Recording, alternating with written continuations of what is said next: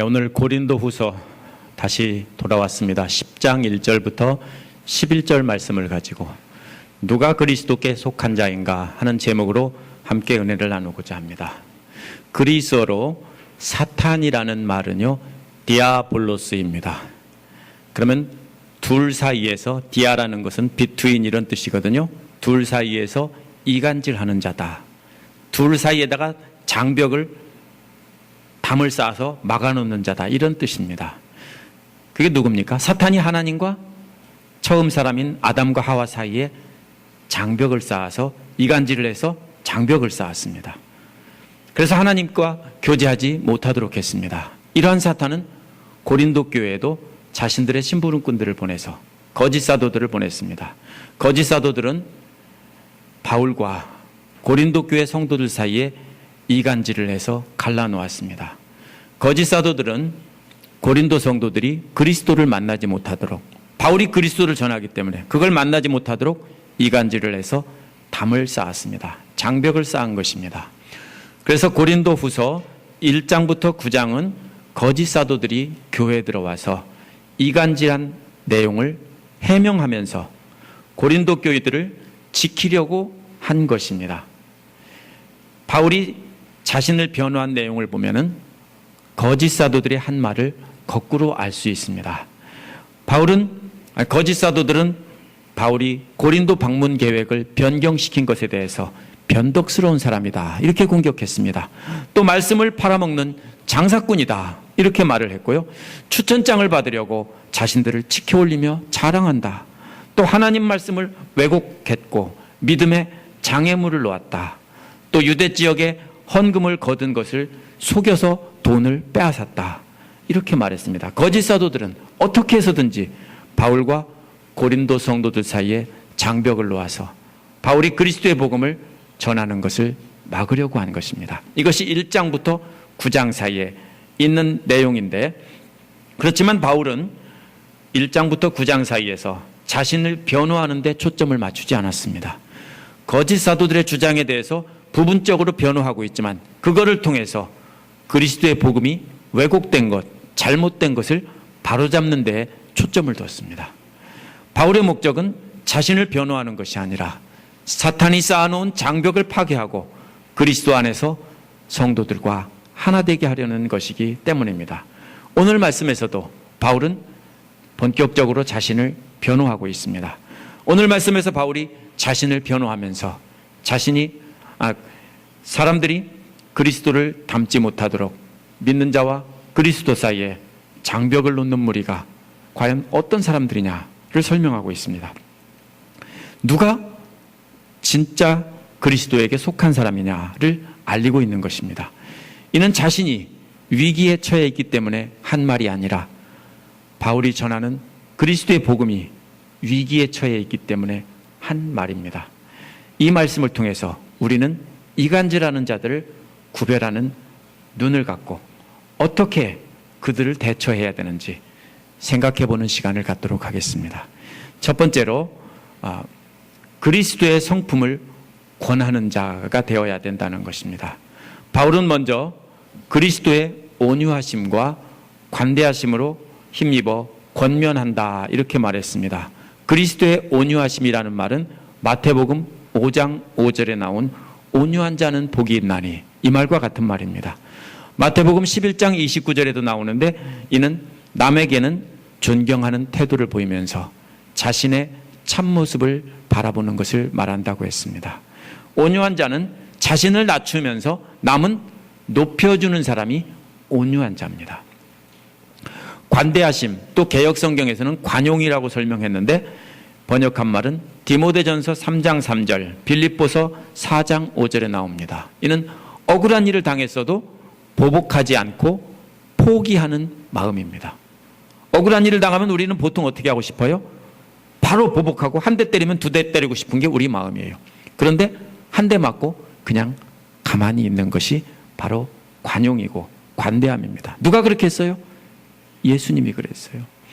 그랬기 때문에 그 마음, 그리스도의 마음입니다. 예수님께서도 십자가상에서 수치와 고통을 당하시고 조롱을 당하면서도 보복하지 않고 아버지, 저들을 혼란 끄실러 주세요. 이렇게 하지 않고 뭐라고 했습니까?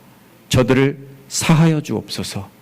자기들이 하는 일을 저들은 알지 못합니다. 이렇게 말씀하셨어요. 그런 마음을 가지고 자기를 낮추면서 참고 보복하지 않는 마음을 가지고 권면한다는 것입니다. 그런데 바울은 바울이라고 했는데 원어에는요, 세 단어로 되어 있어요. 나 바울 자신, I Paul myself 이렇게 되어 있어요. 뭡니까? 자신을 이렇게 세 가지로 표현하며 강조한 것은 자기가 어떤 사람인지 분명히 밝히려고 하는 것입니다. 억울한 모함을 당했기 때문에 그 억울함을 해명하려는 마음으로 나 바울 자신 이렇게 말했습니다. 자신이 어떤 사람인지 10장 1절 뒷부분에 나와 있는 문장이 바로 그겁니다. 그것은 독립된 문장이 아니라 나 자신 바울을 설명하는 관계대명사절, 설명하는 그냥 부분입니다. 그럼 뭡니까? 먼저 바울은 얼굴을 마주대하고 있을 때는 유순하다고 했습니다. 유순이라는 말이 뭐냐면요, 그리스도를 닮은 것을 뜻하는데 원래는 겁쟁이라는 뜻이에요. 누가 겁쟁입니까? 안 믿는 사람 입장에서 보면 그리스도가 겁쟁이에요. 조롱을 했는데도 가만히 있고, 싸우자고 하는데도 피하고, 겁쟁이에요. 겁쟁이라는 뜻이에요. 그래서 뭐라고 말하는 겁니까? 예수님이 지상사역을 하시는 동안에 사람들 앞에 겁쟁이로 보였어요.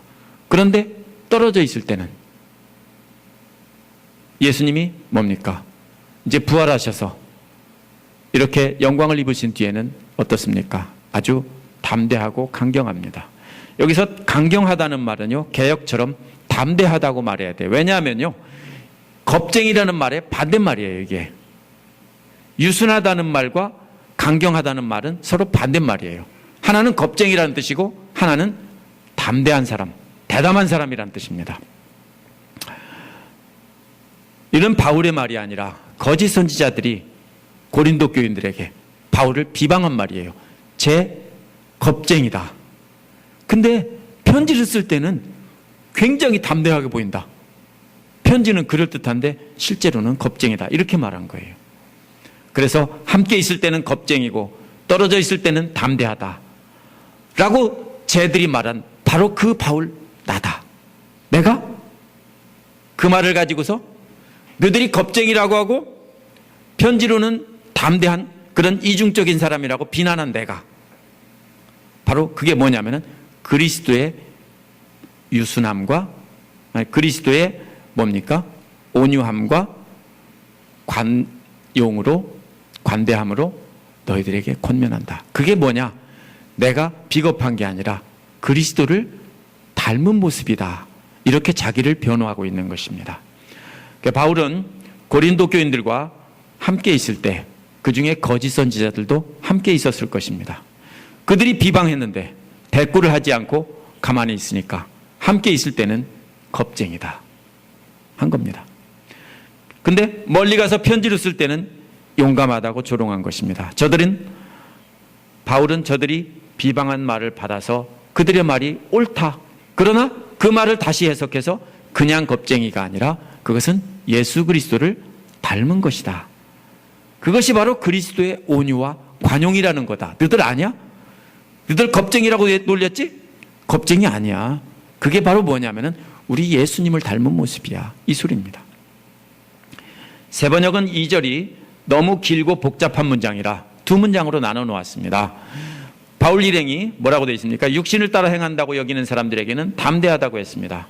바울은 그런 대적들에게는 담대하다는 것입니다. 하지만 고린도 성도들에게는 확신한 태도로 용감하게 하지 않을 수 있게 해달라고 부탁을 하는 내용입니다. 그런데 2절의 핵심은 뭡니까? 대적들에게는 담대하지만 고린도 성도들에게는 그렇게 하지 않도록 해달라는 것입니다. 이는 고린도 성도들이 거짓 사도들의 비방에 속지 말고 복음으로 변화되어 있어야 된다는 것입니다. 바울은 복음을 대적하는 무리들은 책망하지만 믿음의 형제 자매들에게는 그렇게 하지 않고 싶기 때문에 내가 다시 갈 때까지 다 변화되어 있어서 더 이상 너희들에게까지 그렇게 책망하지 않으면 좋겠다, 이 소리입니다. 고린도 교회에 온 거짓 사도들은요, 세상적인 기준으로 사는 사람들입니다. 유대교의 율법을 자랑했습니다. 개인의 경건을 자랑한 것입니다. 또 그리스 철학을 배워서 합리적이고 담대한 사람들이었습니다. 그러한 자신들의 기준으로 바울을 판단했습니다. 비방했습니다. 그런데 바울은 그것이 육신에 따른 것이다 라고 되받아쳤습니다. 그리고 바울이 함부로 정죄하지 않고 조용히 앉아있던 것을 비겁해서가 아니라 쓸데없는 싸움을 피한 것이다, 이렇게 말한 것입니다.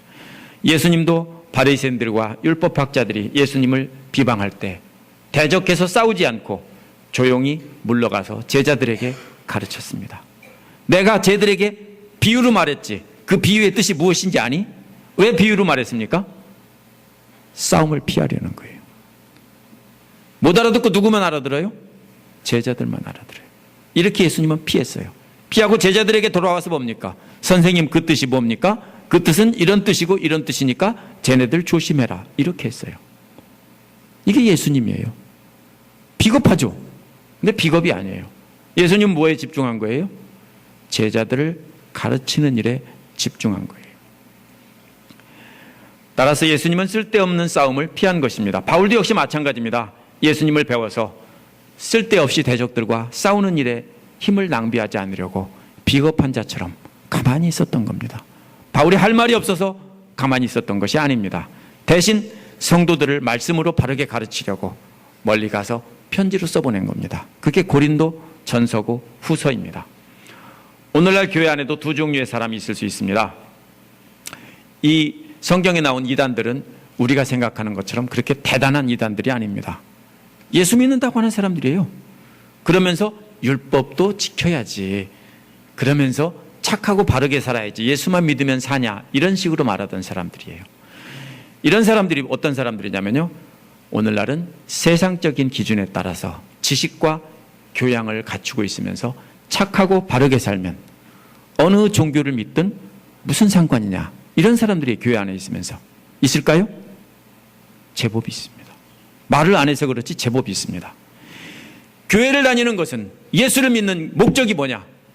착하고 바르게 살고 교양 있는 사람이 되는 것이다. 그러면 그렇게만 한다면 예수 안 믿어도 괜찮고 불교를 믿어도 괜찮고 아무 데나 가도 상관이 없다. 이런 사람들이 있습니다. 다른 하나는 예수 그리스도를 성품을 닮으려고 교양도 없고 무식하기도 하지만 예수 그리스도의 성품을 닮으려고 애를 쓰는 사람들이에요. 그렇게 해서 변화돼서 거꾸로 교양을 갖춘 사람들이에요. 예수 잘 믿는 사람이 교양 없는 사람 아니에요? 제가 항상 우리 어머니 자랑을 많이 하지만 우리 어머니 초등학교도 못 다녔지만 교양이 있어요. 무슨 교양이 있는지 아세요? 예수 믿고 나서 말씀에 따라서 교양 있게 사세요. 이렇게 변화된 사람들이죠. 먼저 우리가 교양을 갖춘 사람들이 아닌 거예요. 그러면요, 우리가 뭡니까? 이 둘 사이에 다툼이 있습니다. 사탄은 어떻게 합니까? 세상적인 기준으로 착하고 교양 있게 점잖게 아주 나이스하게 살면 돼, 이런 사람들이 많아지게 합니다. 그리고 그러면 그리스도가 필요 없다라고 은근히 가르치는 사람들이 많아지게 합니다. 그럴 때 우리가 어떻게 해야 됩니까? 그런 사람들과 싸울 필요 없습니다. 그리스도의 온유와 관대함으로 기다려고, 무시를 당하고 조롱을 당해도 가만히 있어야 됩니다. 세상적인 기준으로 사는 사람들이 엎드리라고 하면 그냥 엎드리세요. 무릎 꿇으라고 하면 그냥 무릎 꿇으세요. 쓸데없는 싸움은 피하되 그리스도의 온유와 관대함을 보여주면서 그리스도의 성품으로 다른 사람들을 가르치고 권면하는 일에 우리가 집중해야 되는 거예요. 저런 나쁜 놈들, 믿음이 없는 놈들은 박살을 내야 되고 막 싸우다 보면은 어떻게 됩니까? 다 박살나요. 다. 이것이 바울이 말하는 내용입니다. 대부분의 교회가 그래서 망가지고 그래서 박살나고, 한국에 갔더니요, 고등학교 동창 우리 반 반장이었던 친구가 친구를 한번 찾았어요. 그랬더니 어느 유성에 있는, 대전 유성에 있는 교회 목사인데 건물이 참 멋져요. 와, 건물 참 좋고 멋지다. 지었니? 했더니 아니래요. 장로교회였는데 피 터지게 싸우다가, 교회 쳐놓고 피 터지게 싸우다가 성도들이 다 흩쳐서 하나도 없는 교회를, 망한 교회를 돈을 주고 샀대요. 이런 일이 있을까요? 많아요. 왜 그래요? 싸우다가, 쓸데없는 싸움 하다가 다 박살나는 거예요. 바울은 그렇게 하지 말라는 거예요. 뭘로요? 비겁해지라고요. 그죠? 무시하면 무시당하라고요. 엎드리라면 엎드리라고요. 때리면 맞고 가만히 있으라고요. 대신에 조용히 가서 사람들을 계속 가르치라고요. 그런 사람이 필요하다는 거예요. 두 번째로는요, 그리스도의 성품으로 싸우는 자입니다. 왜 그렇게 그리스도의 성품으로 권면하고 가르쳐야 하는가 하면 그리스도의 성품이 우리의 무기이기 때문입니다. 3절부터 6절에서 바울이 사용한 그림은 전쟁터에서 전쟁하는 그림입니다. 이런 그림들을 원어를 보면 찾을 수 있는데 번역을 보면 놓치기가 십상입니다. 이 그림을 잘 보시면 바울의 싸움은 영적인 전쟁이라는 것입니다. 원어에서 3절은 왜냐하면이라는 말로 시작하는데 왜 그렇게 그리스도의 성품으로 권면을 해야 하는가 하면 그것은 우리가 육신을 입고 살지만 육신을 따라 사는 것이 아니라는 것입니다. 원어에서 육신이나 육정은 다 똑같이 같은 말인데 문맥에 따라서 이해하기 쉽도록 바꿔 번역한 것입니다. 우리가 육신을 입고 육체 가운데 살고 있지만 육신을 따라 세상적인 기준으로 전쟁하면 안 된다는 것입니다. 4절에서 6절은 한 문장입니다. one sentence입니다. 그런데 4절도 3절과 마찬가지로 왜냐하는 말이 있습니다. 왜냐하면 우리의 전투의 무기는 세상적인 힘이 아니라 하나님의 능력이기 때문이다. 이런 뜻입니다. 새 번역에서는 의미를 살려서 번역하다 보니까 비교하는 말이 사라졌습니다. 이 번역할 때 가장 위험이 이거예요. 근데 원어를 보면 분명히 되어 있는데 뭡니까? 우리의 전투의 무기는 세상적인 힘이 아니라 하나님의 힘이다. 이런 소리예요. 우리의 전투의 무기는 세상적인 힘이 아니라 하나님의 능력이다. 이런 소리예요. 비교가 되는 게 뭐예요? 우리가 세상적인 힘으로 싸우는 게 아니라 하나님의 능력으로 싸운다. 근데 원어를 보면 세상으로부터 오는 힘이 하나님으로부터 오는 힘과 비교가 되는 것입니다. 뭐가 비교가 돼요? 세상으로부터 오는 힘이 뭐예요? 지식이고요, 교양이고, 돈이고, 사회적인 지위고, 이런 것이 세상으로부터 오는 지위예요. 그런 사람들 교회에 오면 금방, 죄송하지만 많은 교회에서 뭐가 됩니까? 교회 높은 자리를 차지해요. 주어요. 서로 다 같이 그렇게 세워줘요. 근데 그게 아니라는 거예요. 뭡니까? 하나님으로부터 오는 힘. 그게 뭐예요? 우리의 힘은 세상으로부터 오는 그런 지식이나 명예나 권력이나 이런 걸 가지고 전쟁하는 군대가 아니라 하나님으로부터 오는 힘으로 전쟁하는 군대라는 거예요. 이제 앞에가 뭔 말인지 이제 감이 오실 거예요. 그러면은 하나님으로부터 오는 힘은 견고한 요새도 무너뜨릴 수 있는 힘입니다. 견고한 요새가 뭐예요? 아까 말한 사탄이 하나님과 인간 사이에 쌓은 장벽입니다. 하나님께 도달할 수 없도록. 하나님? 교양이 하나님이야. 착하게 살면 그게 하나님이야. 고린도 교회 거짓 사도들도 성도들과 바울 사이를 이간질해서 장벽을 쌓았습니다. 그래서 그리스도를 만나지 못하도록 했습니다. 그런데 4절부터 6절까지 전쟁하는 모습이 순서대로 나와 있는데 세 개의 분사가 나란히 병치되어 있습니다. 첫 번째 장면은요, 적의 요새를 파괴하는 장면입니다. 하나님의 능력으로 파괴할 첫 번째 요새는 궤변이라고 번역된 말인데 이론이란 뜻입니다. 이게 뭐냐면요, 그리스 철학에서 논쟁법이에요. 소피스트들이 논쟁하는 방법이에요. 어떻게 논쟁합니까? 이런 식으로 해요. 개는 동물이다. 맞지? 사람도 동물이다. 맞지? 그러므로 사람은 개다. 맞지? 이건 단순한 거니까 그렇지 복잡한 이론을 가지고 이거 맞지? 이거 맞지? 그럼 이거 맞지? 이게 세상의 논리예요. 여기서 그래서 궤변이라고 번역했는데 이것은 이론이란 뜻이에요. 이거 그리스 철학으로 무장된 논쟁법 이런 걸 말하는 것입니다. 두 번째는 하나님을 아는 지식을 대적해서 높아진 것 이렇게 되어 있는데 뭡니까? 지식이에요. 세상의 높은 지식. 진화론이 하나님을 대신한다고 가르쳐요. 하나님을 아는 지식을 대적해서 못쓰게 만드는 것이 또 과학과 철학이 진짜 하나님이라고 가르쳐요. 이러한 세상 학문과 논리적인 궤변을 가지고 그리스도를 가로막고 있는데 그거를 파괴한다는 거예요. 과학과 철학이 하나님을 알지 못하게 합니다. 그런데 우리는 이처럼 하나님을 알지 못하게 하고 우리가 그리스도의 성품을 본받지 못하도록 하는 세상의 모든 논리와 지식과 싸워야 된다는 것입니다. 하나님으로부터 오는 힘은 이러한 세상 논리와 지식을 파괴한다는 거예요. 적의 요새를 파괴한데 그 다음에 뭐 합니까? 전쟁할 때 순서를 생각합니다. 요새를 파괴하면 그 다음에 뭐 합니까? 적들을 포로로 잡는 거죠. 그래서 그 다음 단계는 적을 포로로 잡는 것입니다. 또 누굽니까? 적에게 포로로 잡혀있는 사람들을 구해내는 것입니다. 6.25 때도 우리나라에서 미군들과 한국군들이 인민군에게 포로로 잡힌 사람들이 많이 있었어요. 딘이라는 별 2개짜리 소장도 포로로 되어 있었습니다. 전쟁에서 이기면 뭡니까? 그 포로도 다시 되찾아오죠. 바로 이제 그런 얘기예요. 두 번째 하는 일은 바로 뭡니까?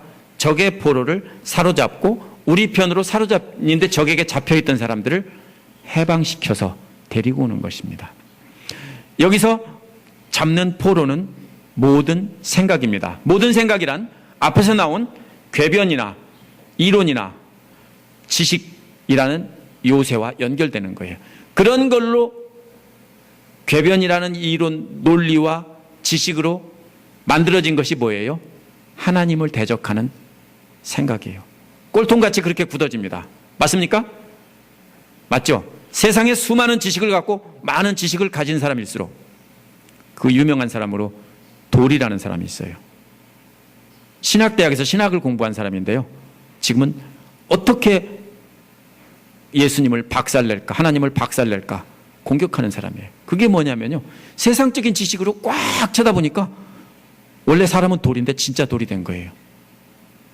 이게 뭐예요? 지식이 그렇게 만든다는 거예요. 근데 뭡니까?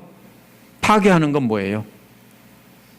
그 생각, 굳어진 그런 돌이 된 생각을 파괴한다는 거예요. 그래서 그 생각을 포로로 사로잡는데 그 포로로 사로잡는 게 뭐에 포로로 잡냐면요. 여기서 뭐라고 했어요? 그리스도께 복종시킨다라고 했죠. 근데 원어를 직접 번역하면요. 그리스도의 순종 안에 가둔다는 뜻이에요. 그리스도께 복종이 아니에요. 그리스도의 순종 안에 가둔다는 뜻이에요. 그럼 무슨 소리예요? 그리스도의 순종 안에 갇혀 있으니까 그리스도의 순종이 시키는 대로 해야 되죠? 그 소리예요. 그럼 뭐예요? 세상의 이론과 지식들이 예수님을 만난 뒤로 깨지고 나면은 그 다음에 남는 것이 뭡니까? 그리스도께 복종하는 게 아니라 그리스도의 순종 안에 거하는 거예요. 그리스도께 무조건 복종, 맹종하는 게 아니라 그리스도의 순종을 본받아서 그 순종에 포로돼서 그 순종에 따라 살게 마련입니다. 이것이 두 번째 하는 일이에요. 그 다음 세 번째 장면은 처벌할 준비를 하는 거예요. 그러나 당장 처벌하는 것이 아닙니다. 많은 성도들이 세상 논리와 지식의 포로가 되어 있습니다. 그들은 자신의 생각을 버리고 그 순종의 포로가 되었을 때까지 기다려주겠다는 거예요. 처벌하면 어떻게 돼요?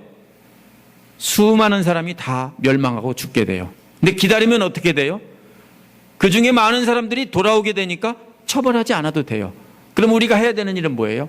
처벌할 준비만 하고 있는 거지 우리가 직접 지금 처벌하는 것이 아니에요. 기다리는 거예요. 다시 말하면 뭡니까? 사탄의 포로로 잡혀있는 사람들을 구출하겠다는 건데 어떤 때는 적극적으로 구출하기도 하지만 어떤 때는 뭡니까? 본인들이 풀어줬는데도 안 나오겠다고 하면 어떻게 해요? 강제로 끌어낼 수 없죠. 그때는 어떻게 해야 돼요? 기다려야 돼요. 나올 때까지 기다려야 돼요. 기다리겠다는 거예요. 바울은 고린도 성도들이 모두가 변화되도록 그때까지 거짓 사도들의 가르침을 버리고 예수님의 순종으로 돌아올 때까지 기다리겠다는 것입니다. 모두가 돌아올 것이라고 기대하면서 낙관적인 기대를 하고 있는 것입니다. 그때까지 기다리겠다는 것입니다. 세 번째 장면에서 우리가 배울 수 있는 것은 함부로 처벌하면 안 된다는 것입니다. 처벌할 준비만 하고 기다려 있어야 하는 것입니다. 하나님께서도 악한 세상을 당장 처벌하지 않으십니다. 왜 하나님이 저렇게 악한 사람들을 그냥 두세요? 구원판지 시본판지 이런 사람들이 세상에서 그리스도를 욕먹이고 이렇게 왜 그냥 놔두세요? 저들 싹 쓸어버리지. 왜 놔두세요? 기다리시는 거예요. 하나님께서 예비하신 모든 사람들이 회개하고 하나님 앞으로 돌아올 때까지 기다리시는 겁니다. 그리고서 그때 분명히 처벌하십니다. 그때까지 기다리시는 거예요. 우리도 그렇게 하라는 것입니다. 우리의 영적 전쟁은 그렇게 하는 거예요. 그런데 사람들이 왜 실패해요? 직접 우리 손으로 다 처단하려고 하니까 실패하는 거예요. 처단하면 안 돼요. 그냥 준비만 하고 기다리는 거예요. 언제 해요? 하나님이 처벌해라 그러면 그때 하는 거예요. 왜요? 우리가 주인이 아니에요. 우리가 뭔데요? 종이에요. 그리스도의 종이에요. 그럼 뭐예요? 예수님이 처벌해라 하고 시킬 때 그때 하는 거 우리는 준비만 하고 있으면 돼요. 근데 많은 사람들이 실수해요. 2단, 3단 다 처벌하고 죽여버리고 다 없애버려야 돼. 그러다 보니까 뭡니까? 다 죽어요. 그렇죠? 다 죽어요. 암세포를 죽이려고 약을 투여하면 사실은 어떻게 됩니까? 암세포만 죽는 게 아니라 건강한 세포까지 다 죽어요. 다 죽는 거예요. 그런데 건강한 세포가 더 많으니까 버티는 거예요. 그냥 그렇게 죽이면 안 돼요. 그냥 기다리라는 거예요. 그것이 바로 뭡니까? 이 세 단계를 모두 종합해보면 그리스도의 군대는 하나님으로부터 오는 힘을 힘입어서 세상의 지식과 논리를 무너뜨리고 모두가 그리스도의 순종에 사로잡히게 해서 모든 성도가 그리스도의 온유와 관용으로 바로서게 하는 것입니다. 그것이 영적 전투인데 그럼 우리 무기가 뭘까요? 우리 무기는 그리스도의 온유와 관용, 즉 그리스도의 순종이 우리의 무기라는 거예요. 그리스도처럼 비겁함이 우리의 무기라는 거예요. 여러분 비겁해지세요. 알았죠? 용감해지면 안 돼요. 비겁해지세요. 의도 터지고 깨지더라도 조용히 맞으면서 조용히 말씀을 가르치는 것이 그게 우리 무기라고요. 세 번째로는 누가 그리스도의 성품을 가진 자인가 설명해서 가르쳐주고 있습니다. 이렇게 영적인 전투를 해야 된다면 누가 적이고 아군인지 알아야 됩니다. 그런데 패하는 군대는 반드시 뭐가 있습니까? 적군과 아군을 구별을 못해서 뒤섞여 있어요. 간첩이 많이 섞여 있으면 패하는 군대예요. 요즘에 유행하는 말이 많이 나오는 말이 종북 그러죠. 종북이라고 몰아붙이는 사람도 있지만 진짜 종북도 있어요. 그러면 그런 사람들이 대한민국 안에 많아지면 어떻게 되는 겁니까? 망하는 거예요. 미군이 베트남 전쟁에서 엄청난 무기를 가지고 패한 이유는 저는 누가 적군인지 아군인지 구별할 수 없었기 때문이라고 생각해요. 왜요? 아군인 줄 알았는데 어느 날 갑자기 구해줬는데 다 죽여요. 당할 수가 없어요. 왜요? 누가 적군인지 아군인지 구별이 안 돼요. 한국과 북한도 대치하고 있는 상황에서 누가 북한 편을 드는 사람인지 알 수 없어요. 그런 상황에서 전쟁을 하면은 우리 편인 줄 알았는데 중요한 정보를 알려줬는데 다 갖다 일로 바친다. 그러면 지는 거예요. 그러므로 먼저 해야 될 일이 뭡니까? 먼저 PR을 식별하는 겁니다. 쉽게 말하면 누가 우리 편인지 누가 적군인지 구별하는 방법을 알아야 되는 겁니다. 그래서 적군한테는 정보를 안 주고 아군한테는 중요한 정보를 주는 겁니다. 적군한테는 내 속에 있는 깊은 내용을 주지 말고 아군한테는 내 속의 모든 비밀도 다 나눠주고 은혜를 나누는 겁니다. 7절은 개역이나 세번역이나 모두 여러분은 외모만 본다.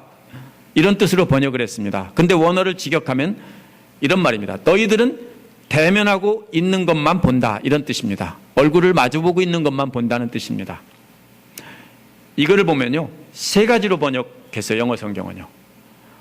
먼저 ESV와 RSV는 명령법으로 번역했습니다. 무슨 뜻입니까? 너희가 대면하고 있는 것을 보라, 이 소리입니다. 두 번째로 킹 제임스 버전은 의문문으로 번역했습니다. 너희들은 어째서 대면하고 있는 것만 보고 있니? 이런 질문이 됩니다.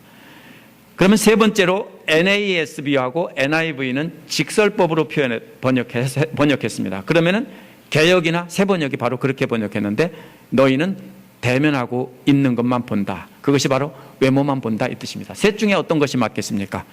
찍자고요? 어떤 것이 맞을까요? 우리 성경이 돼 있으니까 무조건 맞다고요? 절대로 그렇지 않습니다. 왜냐하면 성경은 번역하는 사람들이 고민하다가 에라 모르겠다, 이것이 맞을 거다, 이렇게 선택한 것입니다. 자기들의 신학으로 선택한 것입니다. 그러면은 저는 성경 원문을 연구한 사람이니까 그렇게 할 수 없습니다.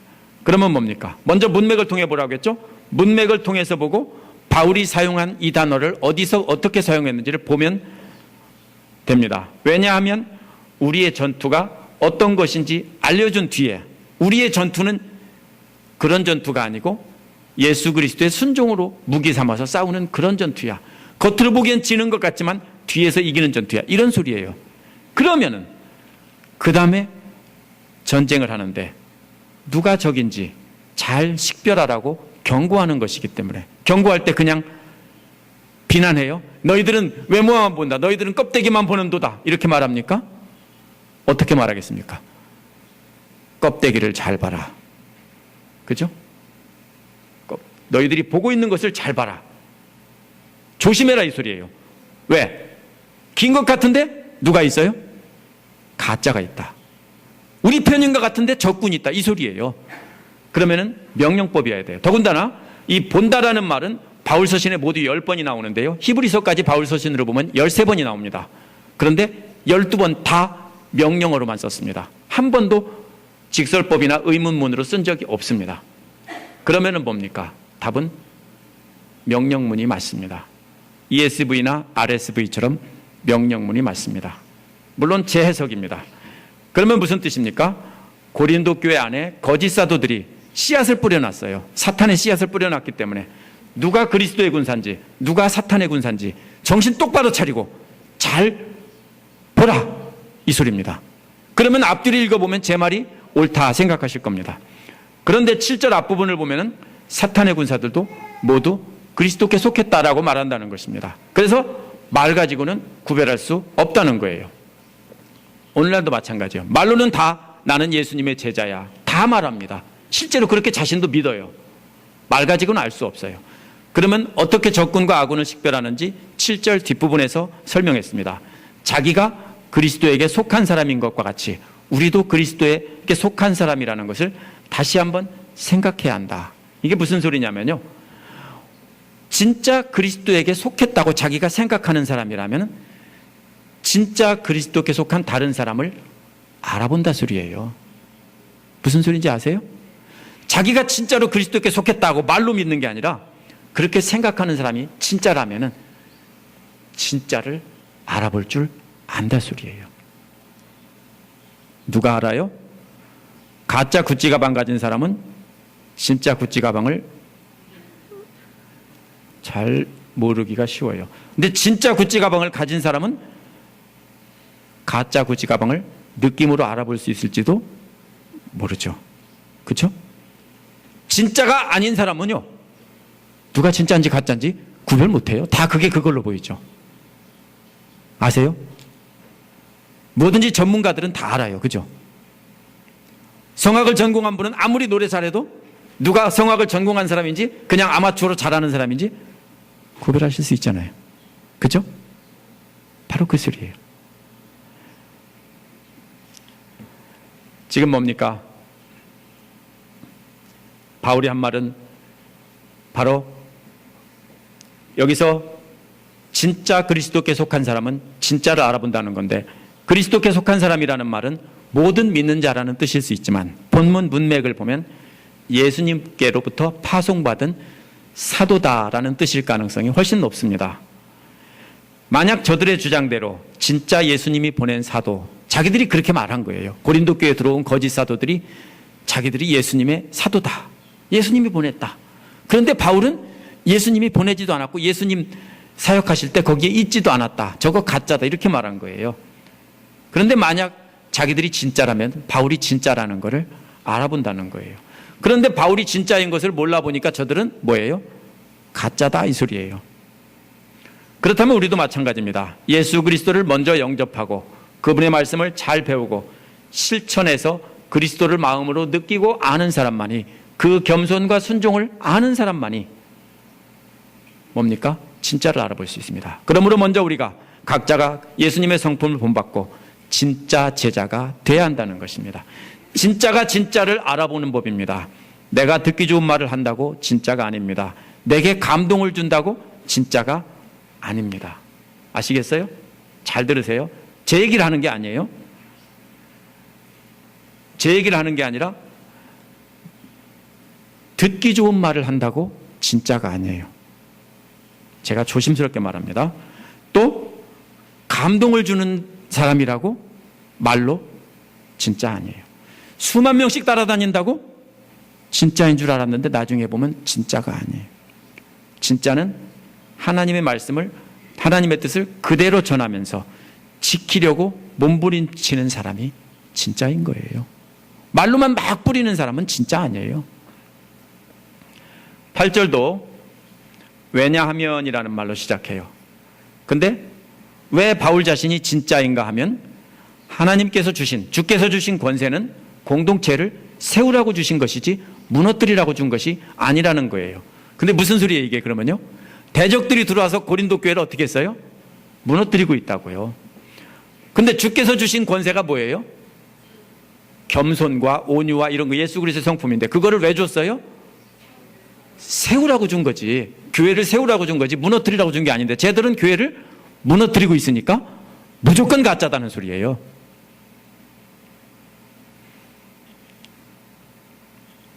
대적들은 뭐라고 했어요? 유대교 율법과 그리스 철학으로 경건하고 지적인 개인을 만들려고 했어요. 바리새인들도 자기들의 경건만 자랑했어요.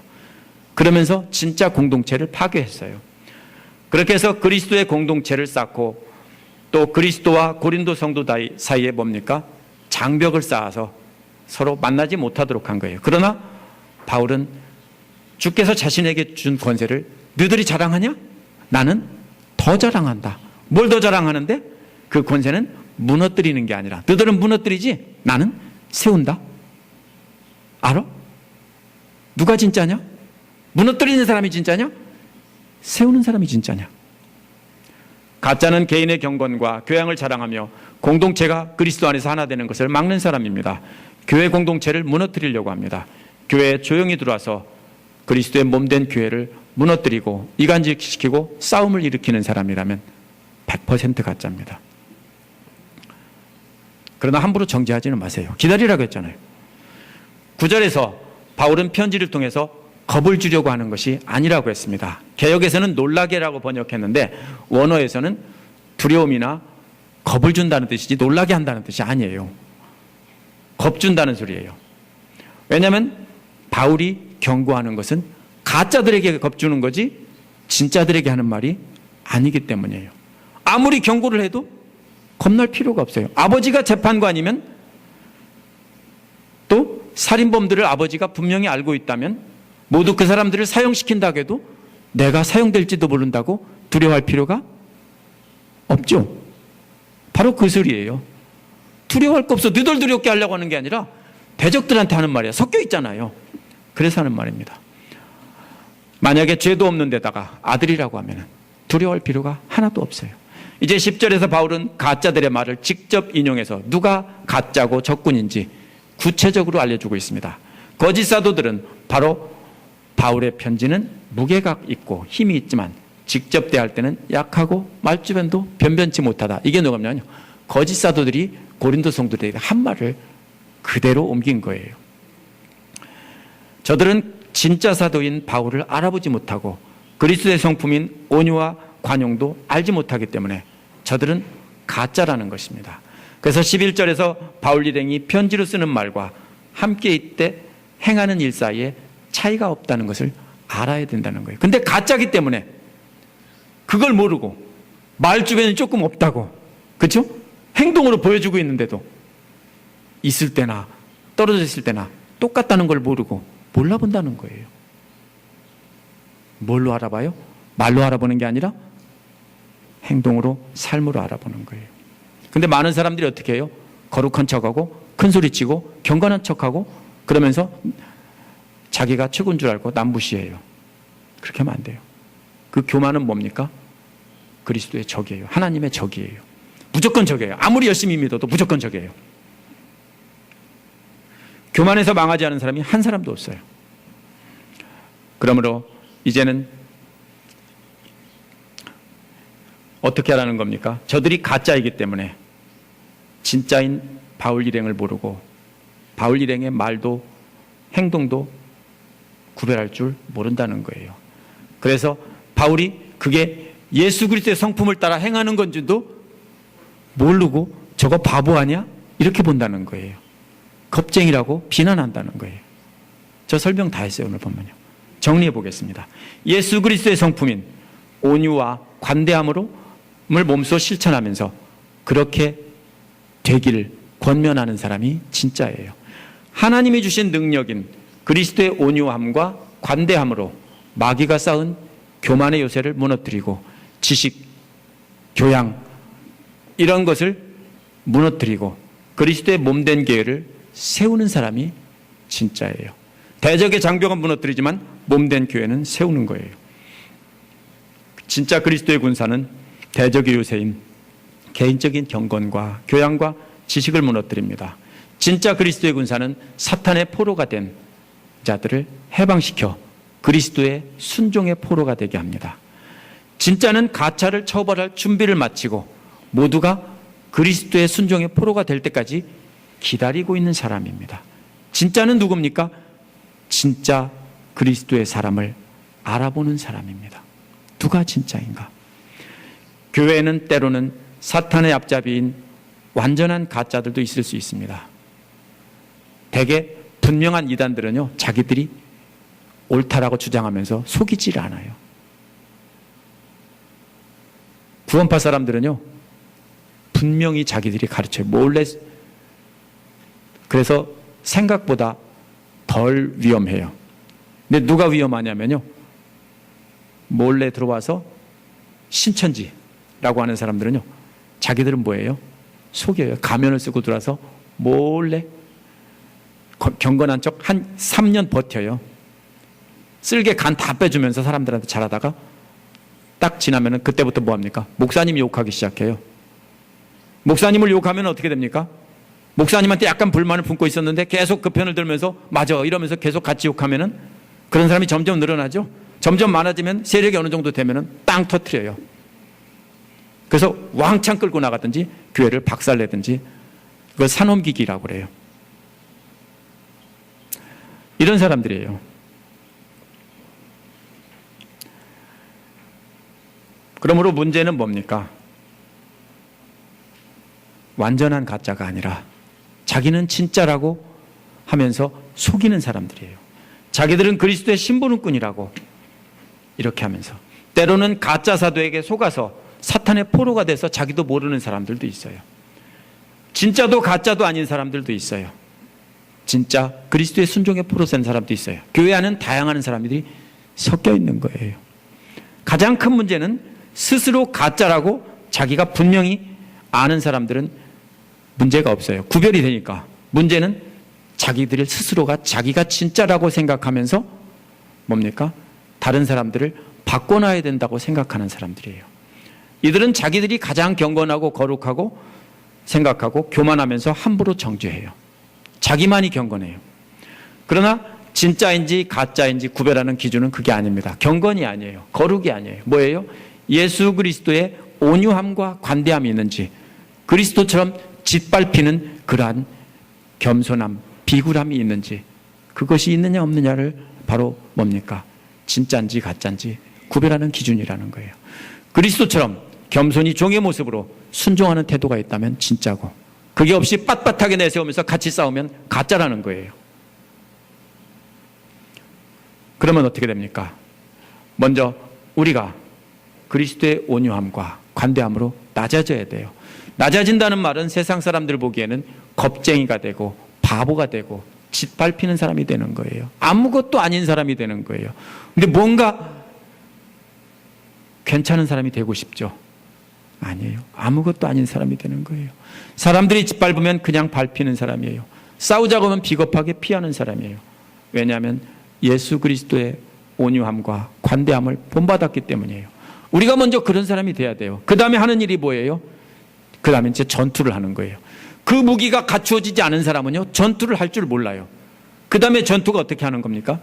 영적 전투를 하는데, 우리의 대상은 자기가 전에 가졌던 그 교만을 갖고 있는 사람, 자기가 전에 가졌던 그러한 교만의 포로가 되어 있는, 마귀의 포로가 되어 있는 사람들을 그리스도의 순종한 포로가 되도록 가르치고 인도하는 거예요. 그게 바로 우리의 영적 전투예요. 그렇게 해서 점점 우리 숫자를 불려내는 거예요. 옛날 징기스칸이 어떻게 해서 조그만 민족이 전 세계를 정복했어요? 가면서 거기에 합류하는 사람들이 점점 어떻게 된 거예요? 늘어난 거예요. 알렉산더도 마찬가지예요.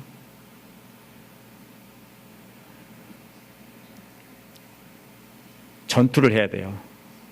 그래서 순종의 포로가 돼야 돼요. 그러려면 여러분이 먼저 그리스도의 순종의 포로가 돼서, 저거 바보 아니야? 간도 쓸개도 없는 놈, 이런 소리를 들을 만큼 겸손해야 돼요. 그러면서 함부로 재판하지 말고 벌할 준비만 하고 있어야 돼요. 아, 저거 가짜인가 보구나 하면서 기다리면서 주님 명령만 내리면 제가 끝장내겠습니다, 이렇게 기다리는 사람이어야 돼요. 가짜는 거룩과 경건을 알고 행하는 척하지만 뭘 모릅니까? 그리스도의 순종을 몰라요. 그게 가짜예요. 그리스도처럼 때로는 비겁하게 보이고 바보처럼 보이고 밟히는 것처럼 보이지만 대적에 대해서는 강하고 다른 사람들에 대해서는 온유하고 관대함으로 대하는 사람이, 기다리는 사람이 진짜인 거예요. 우리 모두가 그리스도의 온유함과 관대함으로 무장해서 그리스도의 용사가 돼서 사탄의 요새 무너뜨리고 그리스도의 거룩한 공동체를 세우는 일에 앞장서시지 않겠습니까? 우리 함께 기도하시겠습니다.